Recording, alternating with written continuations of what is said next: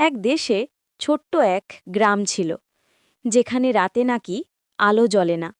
সবাই বলে গ্রামের ওপর এক অদ্ভুত অন্ধকারের জাদু আছে। সেখানে থাকত লীলা নামে এক কৌতূহলী মেয়ে। এক রাতে লীলা আকাশের দিকে তাকিয়ে দেখল একটা জোনাকি অন্যগুলোর মতো নয়।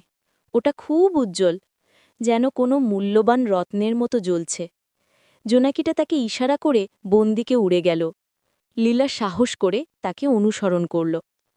বনের মাঝখানে পৌঁছে লীলা দেখল একটি পুরনো পাথরের দরজা।